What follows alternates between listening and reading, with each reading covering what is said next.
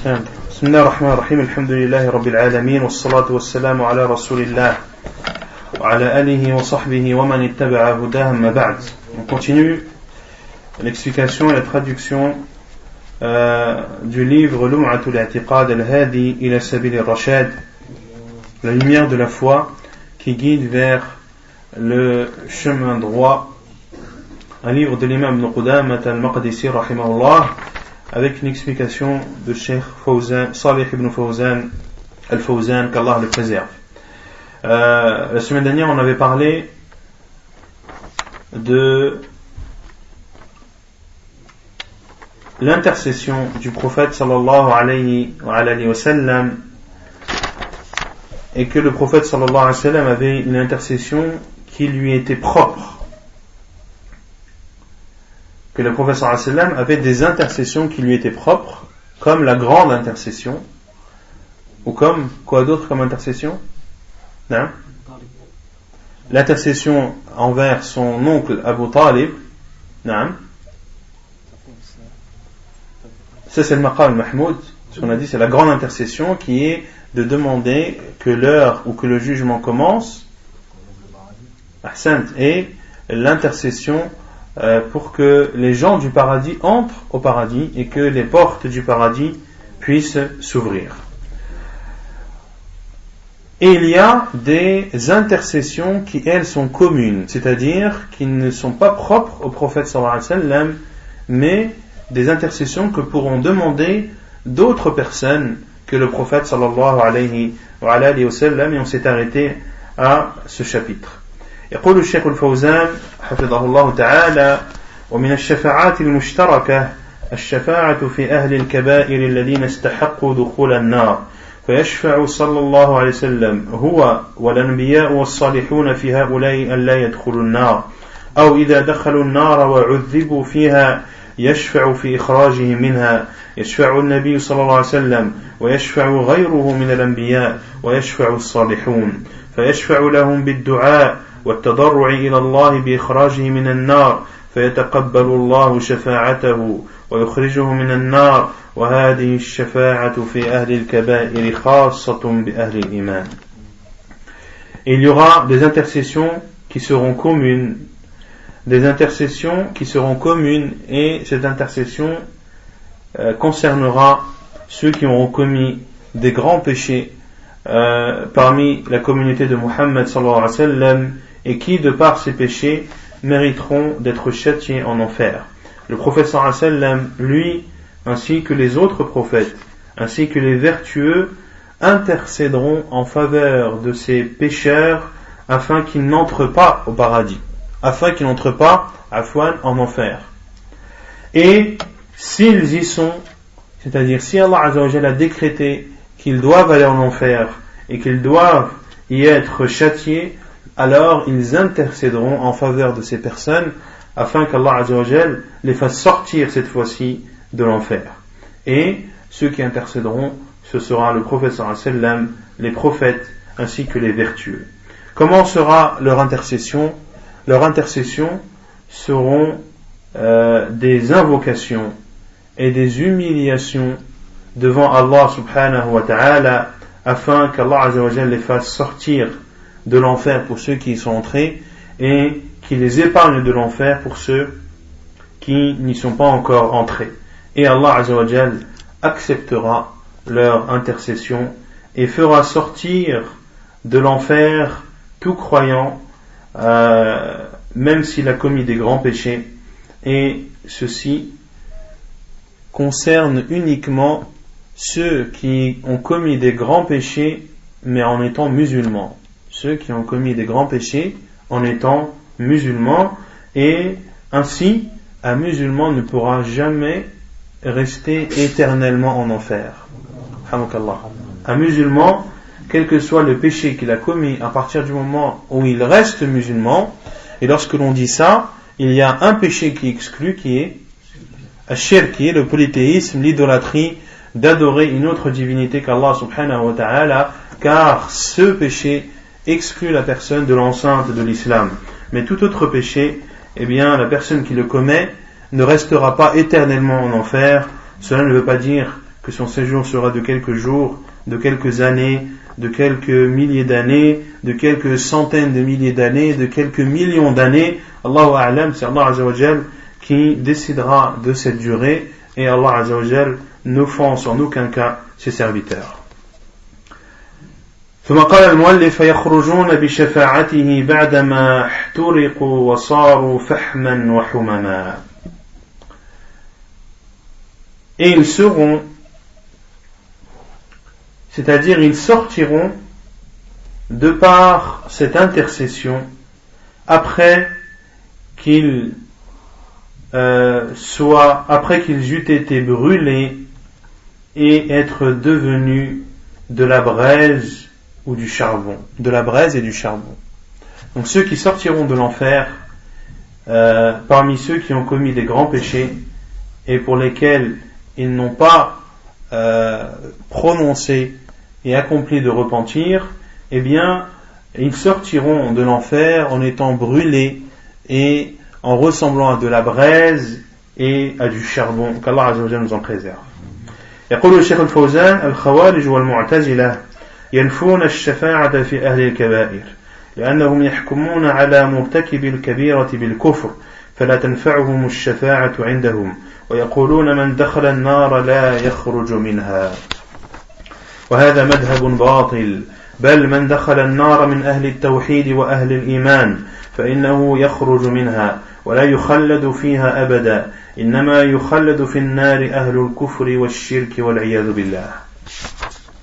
Cheikh Al-Fawzan, Hafidahullah, dit quant à Al-Khawarij et Al-Mu'tazila, qui sont, comme on a vu, deux sectes en islam, ils ne croient pas à l'intercession que fera le prophète sallallahu alayhi wa sallam, que feront les autres prophètes ainsi que les vertueux envers les gens qui auront commis des grands péchés. Car Al-Khawarij et Al-Mu'tazila considèrent eux que celui qui fait un grand péché est mécréant. Il sort donc de l'islam et ne peut donc pas bénéficier d'une intercession. Et il dit, celui qui entre en enfer n'en sortira jamais. Celui qui entre en enfer n'en sortira jamais. Et bien sûr, cette idéologie est fausse et elle contredit la vérité et l'idéologie et la foi et le dogme qu'ont les gens de la Sunna, qui sont les gens de la vérité. Ils disent bien au contraire que celui qui entre en enfer et qui fait partie des gens du Tawhid et qui font partie de ceux qui ont cru en Allah subhanahu wa ta'ala, eh bien ils sortiront de l'enfer. Ils n'y resteront pas éternellement, car ceux qui y restent éternellement, ce sont uniquement les polythéistes et les non-musulmans, qu'Allah nous en préserve. Amma ahlul tawhid et les non-musulmans, na'am.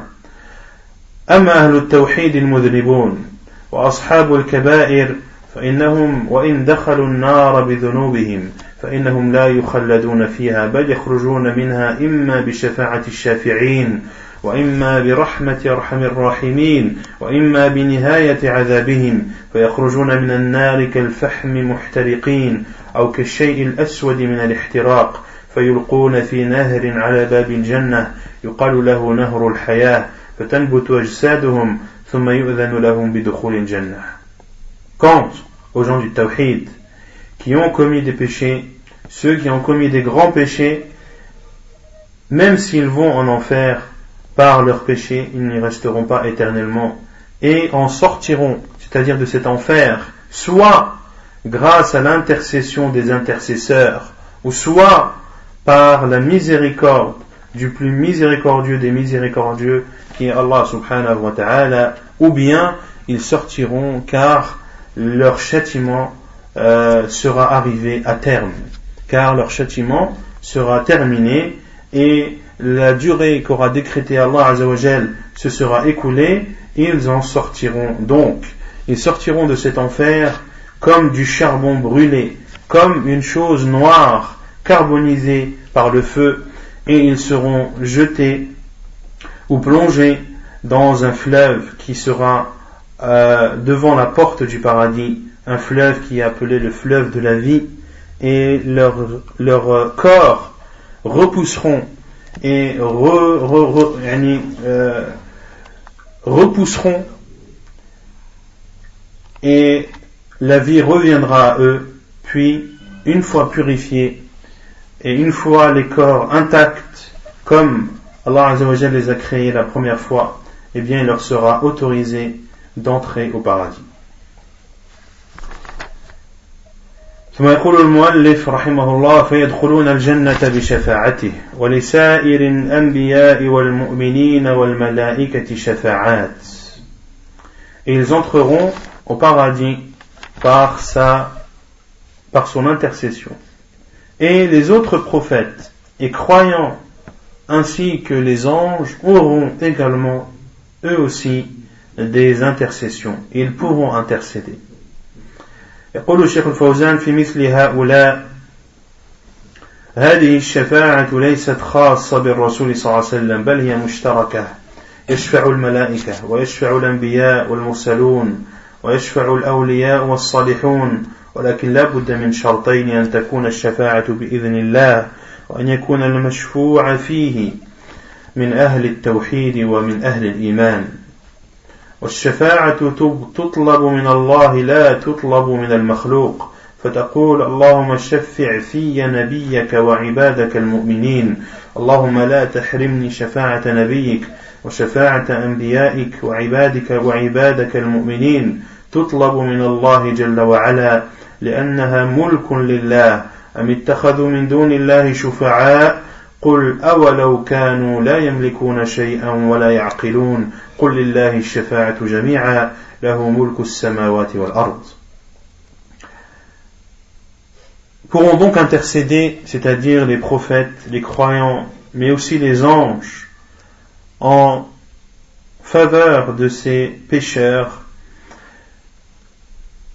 Et ceci, comme on l'a vu, est une intercession commune, qui n'est pas propre au prophète sallallahu alayhi wa sallam, mais pour qu'elle puisse avoir lieu, il faut que les deux conditions de l'intercession soient réunies, qui sont la première, la permission d'Allah subhanahu wa ta'ala d'intercéder, et la deuxième condition, c'est que les personnes qui vont bénéficier de cette intercession, qu'ils fassent partie des gens du tawhid.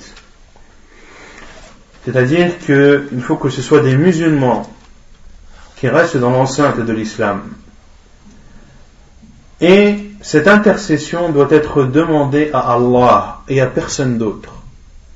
Cette intercession doit être demandée à Allah et à personne d'autre parmi les créatures. Celui donc qui veut demander l'intercession, qu'il dise: Oh Allah, fais que ton prophète et tes pieux serviteurs intercèdent en ma faveur. Ou tu peux dire: Oh Allah, ne me prive pas de l'intercession de ton prophète, de l'intercession de tes envoyés et prophètes et de celle de tes serviteurs croyants. L'intercession doit être demandée à Allah subhanahu wa ta'ala, car c'est sa propriété. L'intercession est une chose qui appartient à Allah subhanahu wa ta'ala, comme il le dit dans Surat Az-Zumar subhanahu wa ta'ala, les versets 43-44, ont-ils pris en dehors d'Allah des intercesseurs? Dit, même s'ils ne possèdent rien et sont dépourvus de raison, dit, l'intercession tout entière appartient à Allah. فهؤلاء الذين يتوجهون إلى القبور والأموات ويطلبون منهم الشفاعة فعلهم هذا شرك. الميت لا يطلب منه شيء والحي تطلب منه الشفاعة بمعنى الدعاء فيدعو الله جل وعلا لك وهذه الشفاعة تكون من الأحياء في الحياة الدنيا وفي الآخرة أما بعد الموت فلا يطلب من الميت شيء لا شفاعة ولا دعاء ولا غيره. Ceux donc qui se dirigent vers des tombes et vers des morts pour leur demander l'intercession, ce fait et cet acte est considéré comme du grand polythéisme. On ne demande jamais à un mort. Le vivant, il est autorisé de lui demander l'intercession, à savoir qu'il invoque Allah subhanahu wa ta'ala en ta faveur. Et l'intercession a lieu où elle peut être demandée à un vivant dans cette vie d'ici-bas ou dans l'au-delà. Car dans l'au-delà, les gens seront ressuscités, donc ils seront à nouveau vivants. Pour cela qu'il sera autorisé le jour du jugement de demander l'intercession, comme il est autorisé dans cette vie d'ici-bas de demander l'intercession. Quant à après la mort, après que la personne meurt, il est interdit de demander celle-ci à un mort, que ce soit une invocation ou que ce soit une intercession. فهؤلاء الذين يتوجهون للقبور ويطلبون الشفاعة من الأموات ويستغيثون بهم ويذبحون لهم وينذرون لهم ويتركبون أو يتبركون بتربتهم فعلهم هذا هو الشرك الأكبر الذي جاءت الرسل بإنكاره وشرع الجهاد في سبيل الله من أجل إزالته فالقبور لا يطلب منها شيء وإنما المشروع في القبور زيارتها من أجل الاعتبار والدعاء للأموات المؤمنين هذا هو المقصود أما أن تزار من أجل طلب الشفاعة أو طلب الغوث أو طلب الرزق أو الولد أو كف الشر الأعداء فهذا هو الشرك الأكبر والذنب الذي لا يغفر إلا بالتوبة وهذا هو الشرك الأولين الذي بعث إليهم رسول الله صلى الله عليه وسلم قال تعالى ويعبدون من دون الله ما لا يضرهم ولا ينفعهم ويقولون هؤلاء شفعاؤنا عند الله. Ceux donc qui se dirigent vers des tombes et qui demandent aux habitants de ces tombes l'intercession et qui demandent le secours à ces personnes et qui sacrifient des bêtes pour ces personnes ou qui accomplissent des vœux pour ces personnes ou qui considèrent ces personnes comme étant bénies ou considérer leur dépouille comme étant bénie, tout ceci fait partie du grand polythéisme. Un grand polythéisme qui, à cause de ce grand polythéisme, Allah Azza wa Jalla a envoyé les prophètes pour le condamner. Et à cause de ce grand polythéisme, Allah subhanahu wa ta'ala a légiféré le combat dans son sentier pour l'exterminer et pour l'éradiquer. Les tombes, on ne doit donc rien leur demander. Mais ce qui est légiféré vis-à-vis des tombes, c'est de les visiter afin de réfléchir et d'invoquer envers les morts croyants. Ceci est le but.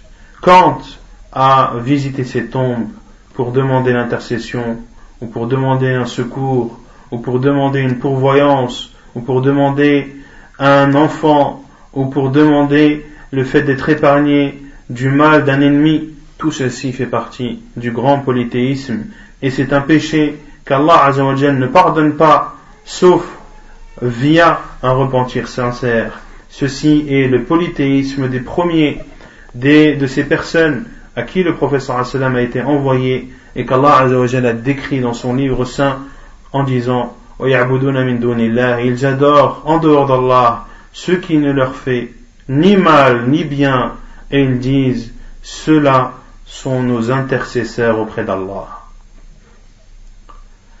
قال تعالى ولا يشفعون إلا لمن ارتضى وهم من خشيته مشفقون ولا تنفع الكافر شفاعة الشافعين. L'imam al-Qudam rahimahullah a dit, et Allah Azza wa Jalla a dit ولا يشفعون إلا لمن ارتضى, et ils ne pourront intercéder qu'envers ceux qu'il agrée, وهم من خشيته مشفقون, tout en étant pénétré de la crainte d'Allah subhanahu wa ta'ala. Il n'intercède qu'envers ceux qu'Allah Azza wa Jalla a agréés, autrement dit les gens du tawhid. يقول الشيخ الفوزان يعني الملائكة هذا فيه إثبات الشفاعة للملائكة وأنها لا تكون إلا برضا الله عز وجل ورضاه عن المشفوع فيه بأن يكون من أهل التوحيد أما الكافر فإنه لا يرضى الله عنه. C'est-à-dire les anges, ils n'intercéderont qu'en faveur de ceux qu'Allah Azza wa Jalla a agréés, ils, c'est-à-dire les anges.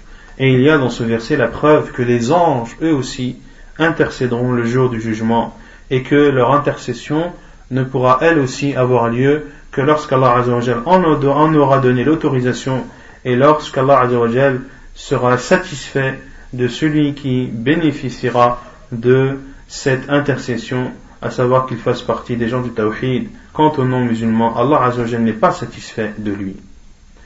ثانيا وقال المؤلف ولا تنفع الكافر شفاعة الشافعين. قال الشيخ الفوزان فكون الكافر لا تنفعه شفاعة الشافعين دل على أنها تنفع المؤمنين بالشروط التي ذكرها الله عز وجل. L'imam Ibn Qudama rahimahullah dit, et l'intercession des intercesseurs ne profitera en rien aux non-musulmans. Et Cheikh al-Fawzan dit, le fait que les non-musulmans ne puissent bénéficier de l'intercession des intercesseurs prouve que les croyants, eux, pourront en bénéficier, bien sûr, en respectant les conditions qu'Allah subhanahu wa ta'ala a instaurées. ثم قال المؤلف رحمه الله والنار والجنة والنار مخلوقتان لا تفنيان. Et l'enfer et le paradis et l'enfer ont été créés et ne sont pas éphémères.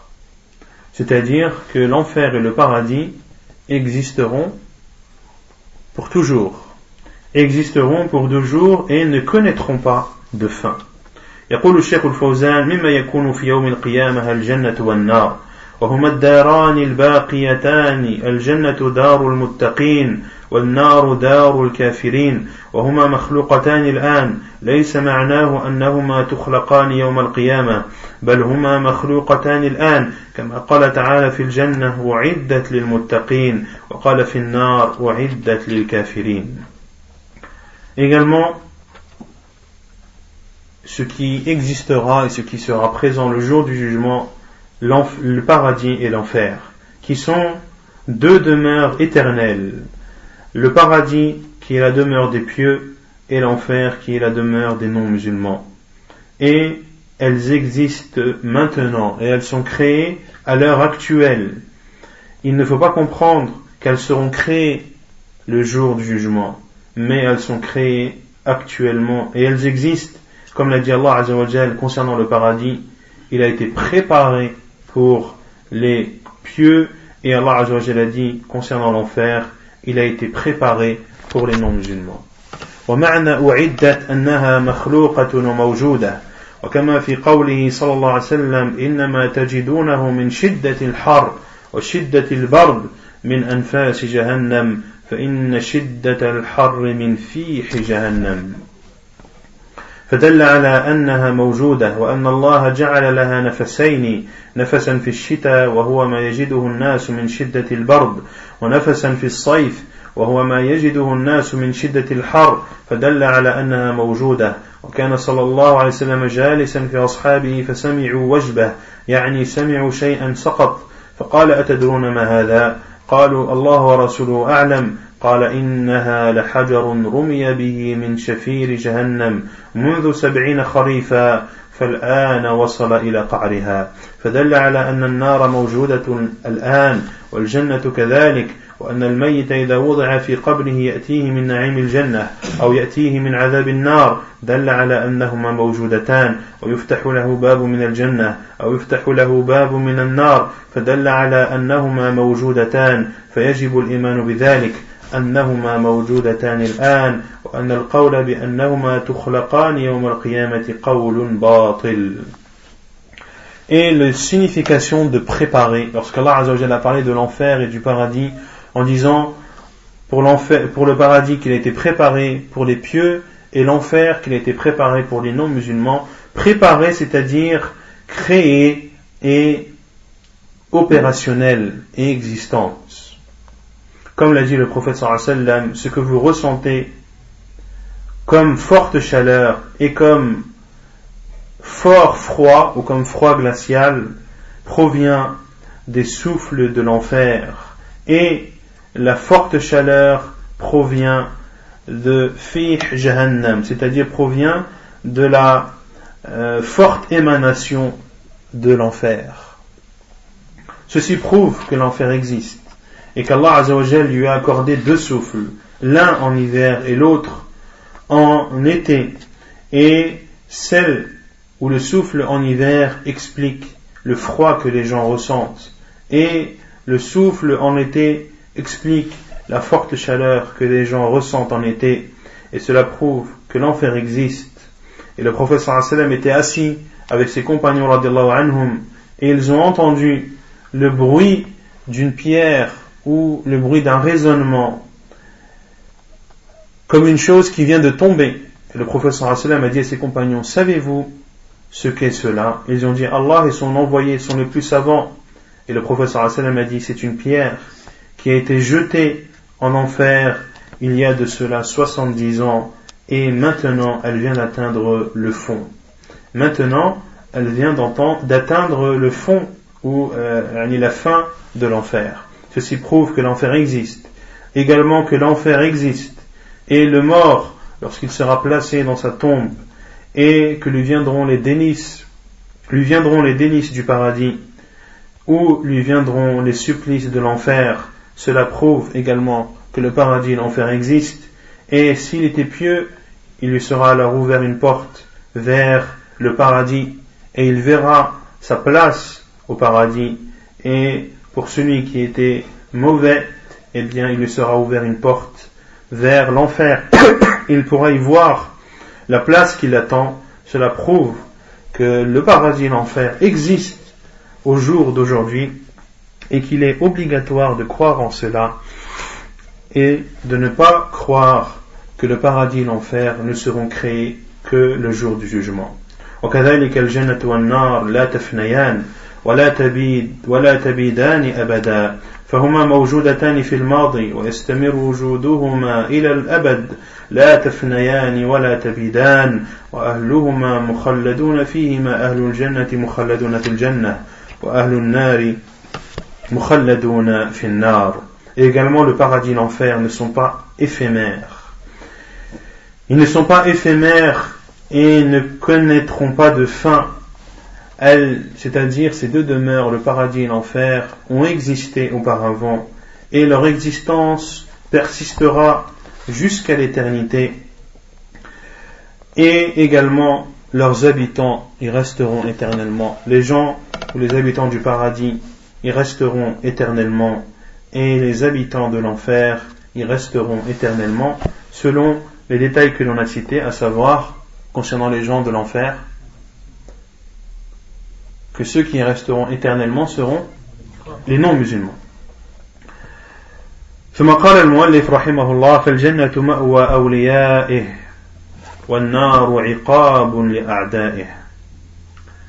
Le paradis sera la destinée de ses proches, c'est-à-dire des proches d'Allah subhanahu wa ta'ala, et l'enfer sera la rétribution de ses ennemis, c'est-à-dire les ennemis d'Allah subhanahu wa ta'ala. قال الشيخ الفوزان الجنة دار جزاء لأوليائه والنار دار عقاب لأعدائه جزاء على كفرهم.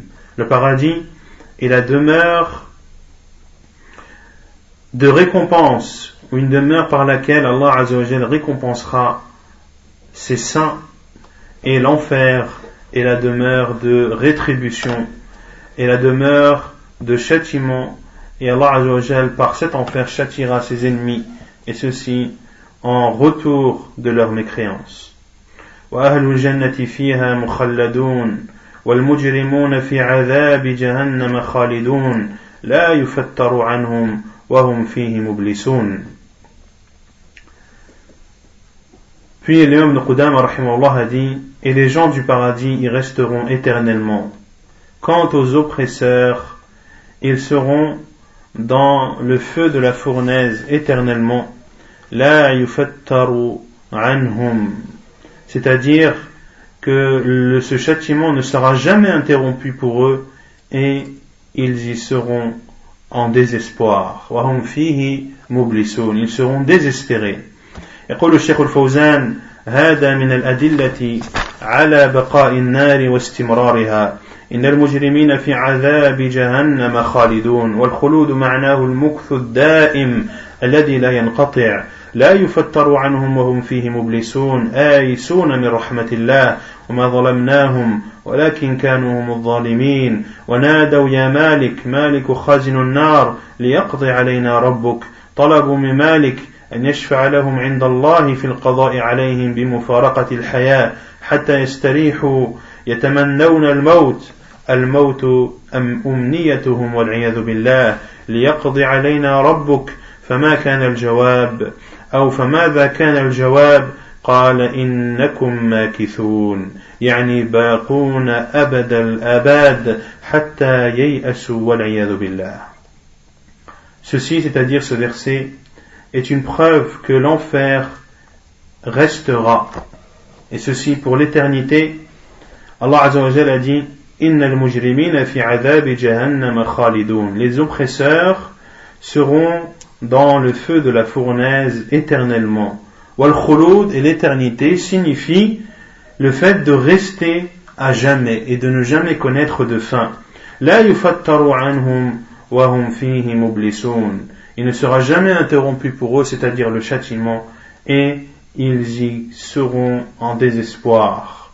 C'est-à-dire qu'ils désespéreront de la miséricorde d'Allah subhanahu wa ta'ala. Puis Allah Azza wa Jalla dit وَمَا ظَلَمْنَاهُمْ وَلَكِنْ كَانُوا هُمُ الظَّالِمِينَ. Nous ne les avons pas offensés, mais ce sont eux les offenseurs. وَنَادَوْا يَا مَالِكْ. Et ils appelleront ô Malik, Malik qui est le gardien de l'enfer, لِيَقْضِ عَلَيْنَا رَبُّكَ. Que ton Seigneur nous achève.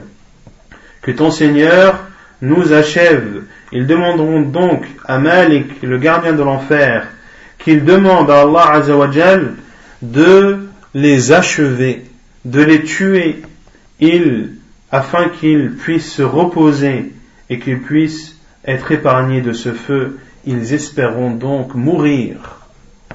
La mort sera ce qui sera, comme le dit Cheikh Al-Fawzan, al-mawtu umniyatuhum.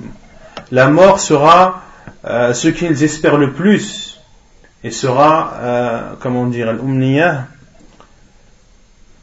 Je sais pas comment traduire al-umniyah. Moi, ce sera leur non, c'est pas une préoccupation. Ce sera leur souhait ultime. Non, ce sera leur souhait ultime. La chose qu'ils espéreront le plus sera la mort. Sera de mourir afin de ne plus être victime et de ne plus subir ce châtiment douloureux, à savoir le châtiment de l'enfer. Et quelle sera la réponse de Malik alayhi salam? Innakum makithun. Qala innakum makithun. Il dira en vérité, vous y demeurerez éternellement.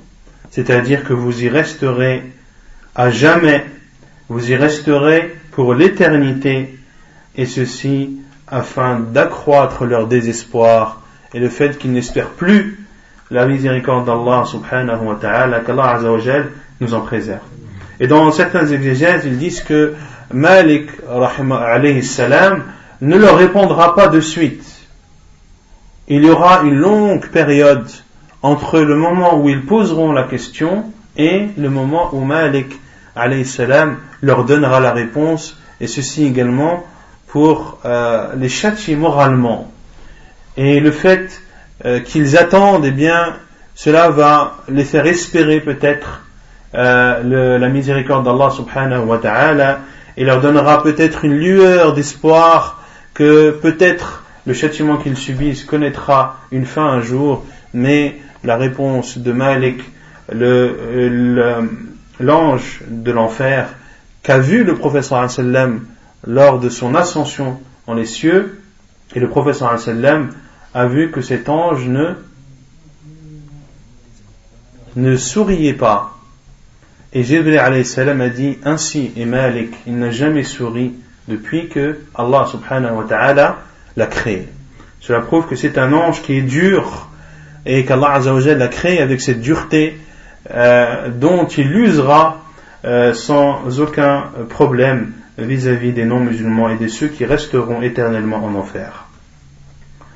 ويؤتى بالموت في صورة كبش أملح فيذبح بين الجنة والنار ثم يقال يا أهل الجنة خلود بلا موت ويا أهل النار خلود بلا موت. Puis le même Qudama rahimahullah a dit, et on apportera la mort sous l'apparence d'un bélier amlah. Qu'est-ce que l'amlah? Non, c'est un bélier, donc un bélier c'est un ovin. Mais amlah, c'est un bélier de couleur blanche et noire, mais dont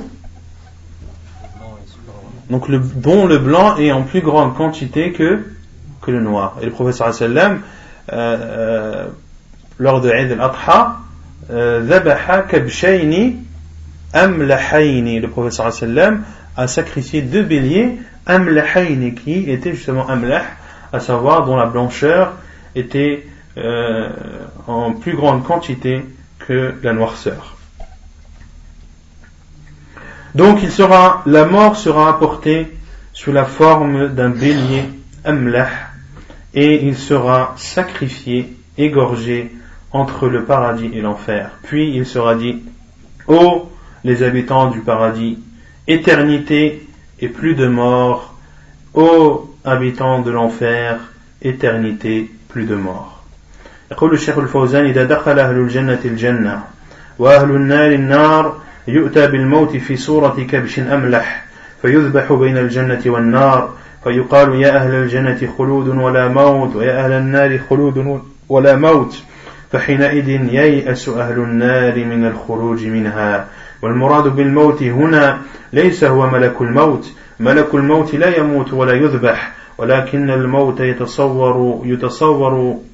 يتصور يوم القيامة، فيكون يتصور يوم القيامة في صورة كبش، والله قادر سبحانه وتعالى على أن يجعل الأشياء المعنوية أعيانا وأشخاصا، قادر على ذلك سبحانه وتعالى. Donc Cheikh Fawzan dit, hafidahullah, et lorsque les gens du paradis entreront au paradis et que les gens de l'enfer seront en enfer, l'on apportera la mort sous l'apparence d'un bélier amlah qui sera sacrifié entre le paradis et l'enfer. Puis il sera dit: ô vous les habitants du paradis, éternité, point de mort. Et dans d'autres versions du hadith, fayazdadu farahan ila farahihim. Lorsque cela sera dit aux habitants du paradis, cela accroîtra la joie qu'ils avaient déjà. Et il sera dit aux habitants de l'enfer, éternité et point de mort. Et cela également, concernant les habitants de l'enfer, accroîtra le désarroi et le désespoir qu'ils avaient déjà, ou la tristesse qu'ils avaient déjà. À ce moment, lorsque la mort sera sacrifiée, eh bien les gens du paradis, de l'enfer, les habitants de l'enfer, désespéreront totalement de pouvoir sortir de l'enfer un jour. Et ce qui est voulu par la mort dans ce hadith, ce n'est pas l'ange de la mort. L'ange de la mort ne mourra pas et ne sera pas sacrifié, mais c'est la mort qui, le jour du jugement, sera représentée par l'apparence d'un bélier. Et Allah subhanahu wa ta'ala est capable de faire d'une chose abstraite, de faire d'une chose qui est abstraite, de faire de celle-ci une chose concrète qui a une apparence. Car Allah subhanahu wa ta'ala est capable de toute chose et rien n'est difficile pour lui subhanahu wa ta'ala. ونكتفي بهذا القدر. سبحانك اللهم وبحمدك أشهد أن لا إله إلا أنت أستغفرك وأتوب إليك.